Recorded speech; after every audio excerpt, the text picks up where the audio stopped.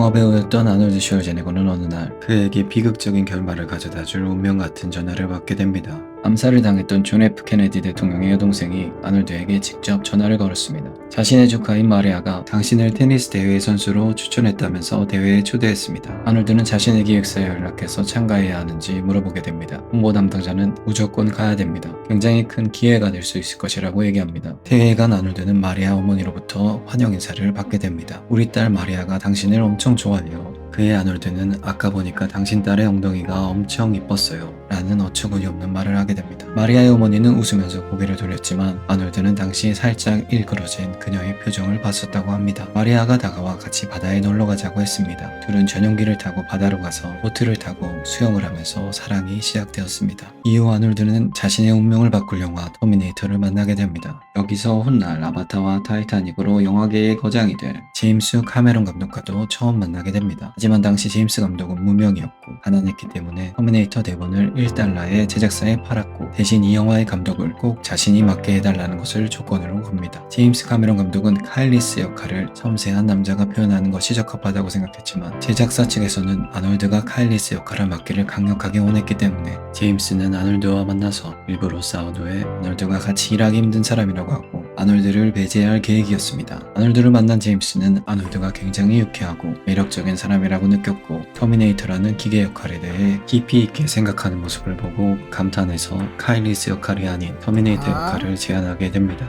아놀드는 터미네이터가 악당 역할이어서 자신의 연기 커리어를 망칠까봐 걱정했고 대사도 적어서 처음에는 거절했습니다. 곰곰이 생각해본 아놀드는 터미네이터 역할로 더 큰 스타가 될 수 있다고 생각했고 제안을 수락하게 됩니다. 이 영화에서는 아직까지 유명한 대사인 이 대사가 처음 탄생했고 엄청난 흥행에 성공하여 제작비의 12배 이상인 8천만 달러의 수익을 내게 됩니다. 이후 연애 중이던 마리아와 결혼을 하게 됩니다. 마리아는 MBC의 앵커이자 정치 명문가였던 케네디가 출신으로서 암살을 당했던 존 F 케네디 대통령의 여동생의 딸이었습니다. 당시 존 F 케네디 대통령은 세상을 떠난 후여서 그의 부인과 아들만 왔었습니다. 이때부터 사람들은 아놀드가 정치의 꿈을 품은 것 같다고 생각하기 시작합니다. 이후 아놀드는 터미네이터2에 출연하여 영화 커리어의 정점을 찍게 됩니다. 현재까지 나온 터미네이터 시리즈 중 최고의 흥행작입니다. 터미네이터 1에서 아놀드는 무자비한 살인기계였다면 터미네이터 2에서는 보호기계로서 사람을 죽이지 못하게 설정되었습니다. 당시 시원하게 적을 쓸어버리는 킬링머신으로 실베스터 스텔론과 경쟁하던 시기였기에 아놀드는 감독을 찾아가 살인을 하고 싶다고 얘기합니다. 감독은 살인을 하진 않지만 차량 파괴 같은 씬에서 충분히 파괴적인 모습을 보여줄 수 있다고 얘기합니다. 아놀드는 우울해했습니다. 그 모습을 본 감독은 아놀드를 위해 다리를 쏘는 씬을 추가해주기도 했습니다. 이 영화에는 액체 터미네이터도 나오는데 사람들에게 굉장히 충격으로 다가왔습니다. 아놀드는 파괴될 수 있는 고체 기계였으나 이 액체 터미네이터는 총에 맞아도 금세 복구되고 다른 사람의 모습으로 위장도 가능하고 벽을 뚫고 지나가는 등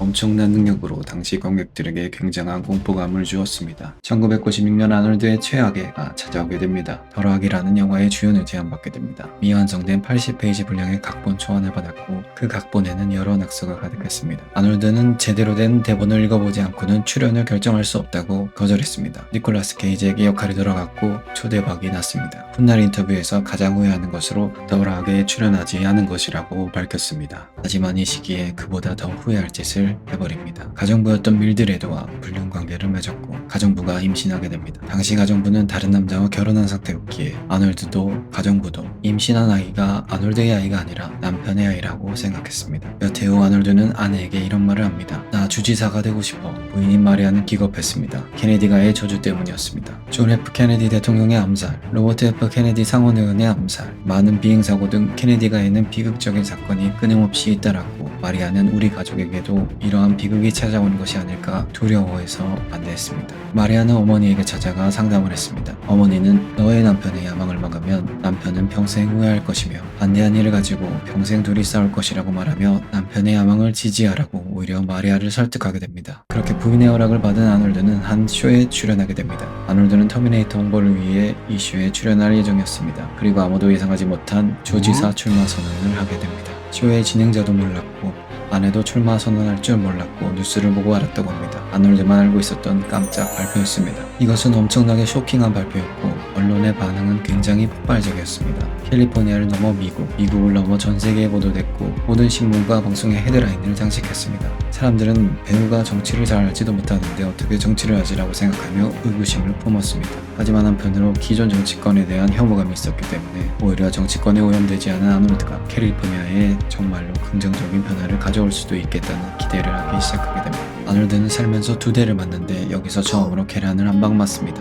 토론회에 참석해서 상대방과 신경전도 하면서 적극적으로 유세를 했습니다. 정치 명문가였던 케네디 가문의 명성에도 힘입어 아놀드는 투표에서 48.6%의 지지율을 얻으며 캘리포니아의 주지사가 되었습니다. 그렇게 주지사를 하던 중 가정부 밀드레드와의 사이에서 낳은 아들 조셉이 8살이 되었습니다. 밀드레드와 아놀드는 조셉을 보고 아놀드와 너무 닮아 깜짝 놀랐고 이 둘은 조셉이 아놀드의 아들이라고 확신했습니다. 부인이었던 마리아도 조셉이 아놀드를 닮아가는 걸 보고 의심을 했지만 둘의 불륜 사실을 몰랐기 때문에 확신을 하지는 못했습니다. 아놀드는 이때부터 조셉의 양육비를 몰래 지원하기 시작했습니다. 아놀드가 주지사였던 시절 당시에는 정치인이 아니었던 도널드 트럼프에게 재정적으로 도움을 받으며 트럼프와 좋은 관계로 시작했으나 나중에 악연으로 바뀔지 이때는 몰랐습니다. 주지사의 임기가 끝나고 아놀드는 배우로 돌아오게 됩니다. 부부 상담을 받던 중 마리아는 아놀드에게 물었습니다. 조셉이 당신의 아이지? 아놀드는 심장이 멎는 줄 알았고 모든 사실을 인정하게 됩니다. 이 부부는 별거를 발표했고 마리아는 아놀드를 상대로 이혼 소송을 제기하게 됩니다. 타임스에는 둘에 대한 기사가 났습니다. 아놀드가 14년 전 가정부와 혼외 자식을 낳았다. 이 가정부는 아놀드의 집에서 20년 동안 일을 했었다. 마리아와 밀드레드가 동시에 임신을 했었고 둘 다 아놀드의 아이였다. 마리아가 막내 아들을 출산한 지 5일 후에 밀드레드도 조셉을 출산했다. 사람들은 아놀드에게 큰 충격과 배신감을 느꼈고 이 기사는 엄청난 화제를 불러일으켰습니다. 둘 사이에 낳은 아들 조셉은 13살 때 아버지가 아놀드인 걸 알게 됐고 이때부터 아버지와 주기적으로 만나서 교류를 시작하게 됩니다. 고등학교와 대학교 학비를 모두 지원받았고 방이 4개 있고 수영장도 있는 집을 어머니와 같이 살 수 있도록 아놀드가 돈을 보태주기도 했습니다. 대학을 졸업 후 유명한 부동산 회사에서 일을 하며 보디빌더와 배우로서의 길도 걷고 있습니다. 생김새와 체격이 아버지를 많이 닮아가고 있어 오히려 다른 자식들보다 더 아놀드답다는 소리를 듣고 있습니다. 조셉은 아놀드의 이복 형제들을 SNS에서 팔로우하고 있습니다. 하지만 이복 형제들은 조셉을 팔로우하지 않고 있습니다. 또 아놀드의 첫째인 캐서린의 결혼식에도 초대받지 못했지만 조셉은 SNS에 축하한다고 메시지를 남겼습니다. 이에 대해 캐서린은 아무런 반응을 하지 않았습니다.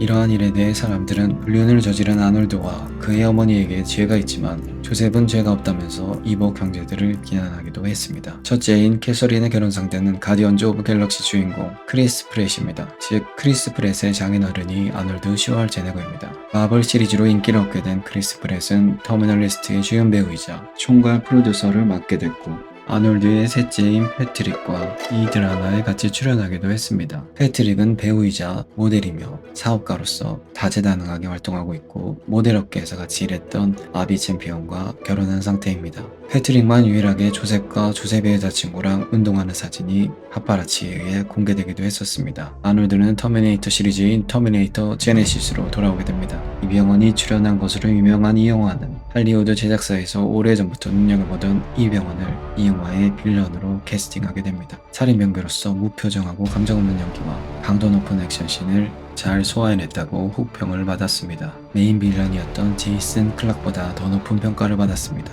터미네이터 시리즈 중 터미네이터 2 다음으로 흥행에 성공한 작품이었습니다. 그 후 아놀드는 트럼프가 대통령이 된 후 한판 붙게 됩니다. 트럼프는 한 예능에서 10년 정도 진행을 맡다가 대통령 출마를 위해 하차를 한 상태였습니다. 이 예능을 아놀드가 이어받게 됩니다. 이 예능에서 트럼프의 명대사인 You're fired. You're fired. You're fired. You're fired. 이 대사를 아놀드는 You're terminated. 이렇게 변형해서 쓰기도 했었습니다. 트럼프는 SNS에 시청률이 왜 이렇게 저조해? 난 시청률 폭격기였어. 그나마 총괄 프로듀서에 내 이름을 쓰게 해줘서 그 정도 시청률이 나오고 있는 거야. 아놀드는 너가 총괄 프로듀서로 있어서 그런 거잖아. 난 그만할래 하면서 아놀드는 하차하게 됩니다. 트럼프는 넌 자발적으로 그만둔 것이 아니라 해고된 거야. 이에 아놀드는 트럼프는 실패한 리더이고 역사상 최악의 대통령으로 기록될 것입니다 라고 합니다. 이후 아놀드는 또 한 번 크게 얻어맞게 됩니다. 남아프리카 공화국에서 스포츠 행사에 참여 중 뒤에서 갑자기 어떤 남자가 드롭킥을 하게 됩니다. 아놀드는 처음에 사람들에게 떠밀린 줄 알았다고 합니다. 영상을 보고 나서야 발차기를 당한 걸 알게 되었다고 합니다. 가해자는 체포되었지만 했지만 아놀드는 이 남자를 기소하지는 않았다고 합니다. 제압당하면서 이 남자는 저 좀 도와주세요, 람보르기니 사주세요 라고 말했다고 합니다. 2021년 아놀드 부부는 10년에 걸친 소송 끝에 이혼을 확정지었습니다. 아놀드는 아직까지 여러 영화 작품을 계속 이어나가고 있습니다. 불륜 사실이 세상에 알려진 뒤 많은 시간이 흐르면서 그의 자서전과 다큐멘터리 등에서 자신의 잘못을 인정하고 기회를 준 가족들에게 사과를 하는 모습으로 사람들의 날카로운 시선이 조금은 누그러진 상태입니다. 이제는 할아버지가 된 아놀드가 이전의 터미네이터와 같이 강렬한 모습으로 우리에게 다시 돌아올 수 있을지 궁금합니다. I'll be back.